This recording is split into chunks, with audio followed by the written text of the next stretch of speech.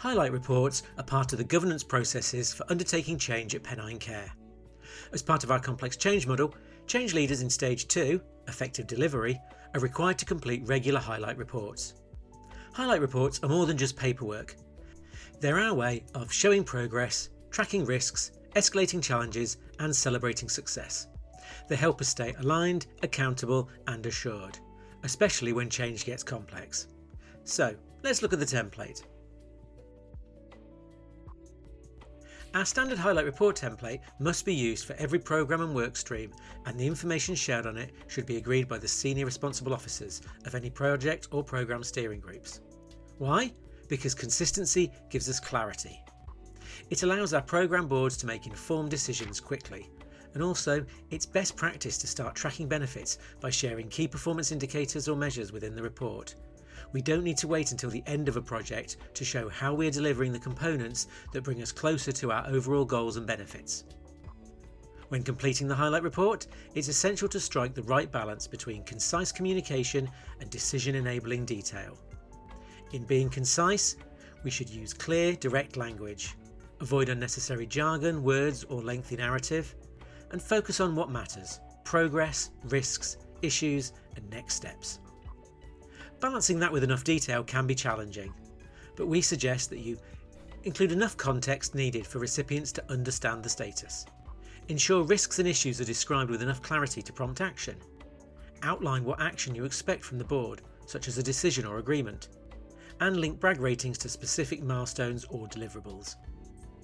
Through planning and delivering your project, you should already be familiar with much of the information required on the form, including who the senior responsible officer and programme manager are, what big ambitions the work supports, as well as the key work streams and their current status and the actions required. However, it is important we all understand how to complete some of the sections correctly.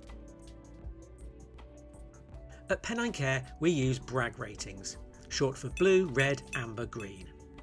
These are a visual tool used to demonstrate and communicate progress, performance, and delivery confidence in projects and programmes.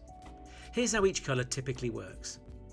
Blue means a work stream or task is complete. It should only be used when the action is fully delivered with no further work required. Green means something is on track, when progress is going well and is aligned with the project plan and there are no major issues. Amber indicates a task is at risk, when there are issues or delays, but these are manageable, though mitigations may be necessary. Red is used when things are off track. In other words, there are major delays or issues, work is not progressing as planned, and urgent attention is required. Brag ratings should reflect your programme's critical path, which should be high level with not too many details, or your workstream's delivery plan. This gives everyone confidence that we're on track, or flags when we're not. For example, if a workstream is rated amber, it signals that while progress is happening, there are risks that could impact delivery of milestones, prompting the team to act before it turns red. After a milestone date passes, we can only report that we have either completed a deliverable and show it as blue, or it is off track and we show it as red. If everything is running to plan and we have not passed our milestone date, then we may show the rating as green, on track. A brag rating is also used for the overall project, indicated at the top right of the template. This rating should reflect progress on the project as a whole and is not an average of the individual ratings. For smaller projects, you can report against the actions in your action plan. For larger programmes, when you're reporting quarterly to executives, you should report on high-level detail for the previous quarter. In other words, no actions should be brag rated as green, as they will either be complete or are off track. Whilst we are not describing the Trust's risk rating process in detail in this video, we do need to demonstrate how risks are embedded and discussed within the highlight report. The main goal is to be clear, concise, and action-oriented. So, here's how to present them using the template. First, we need to summarise the risk. Keep it short, use 1 to 2 sentences. Consider the cause, impact, and likelihood. For example, if staff don't agree with the new weekend rota, then this may delay the start date. Then use the Trust's risk matrix to show the severity of the risk, including both the current risk score and what the target score should be. Next, we state what mitigations or actions are currently underway or need to be taken. Consider what's being done, Who's responsible? When might it be resolved? For example, ensure early engagement with staff and a fair process for the rotas. Finally, detail what progress has been made to date. For example, listening sessions are planned and the rota will be consulted on. It may be that a risk is particularly complex or needs additional information before discussion and decision by the Highlight Reports audience. In this case, you should consider using the S-bar section, which we'll talk about next. When there are any matters, decisions or risks that need escalating, you should use the final section of the report, the S-bar, or Situation, Background, Assessment and Recommendation. This is used when a situation requires a deeper explanation for the audience, and should be a familiar framework within Pennine Care. The components are the situation. This should describe what is currently happening.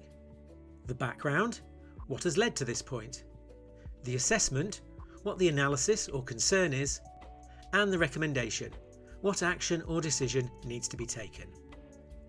A brief S-bar is included within the body of the Highlight Report to give decision makers the clarity they need. But if the report needs to be longer, then simply attach one as a separate document to avoid overloading the main report.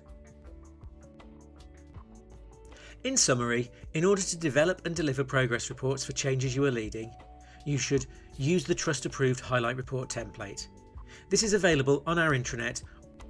Get sign-off via your SRO at your project workstream or programme meeting to agree the content and brag ratings that should be shared with the board. Submit your highlight reports in time to meet any deadline dates for papers, to ensure it is included in any meeting packs that are circulated to the audience. It may be worth aligning your project meetings with the meeting it reports to make timeliness and accountability easier to manage. As with all our governance, the Strategic Delivery Hub is here to help. Whether you're new to highlight reports and are just embedding them into your processes, or need guidance on the completion, get in touch. Highlight reports make change visible. They're not just a requirement, they represent your voice in the system. So let's use them well, and keep our improvements moving forward.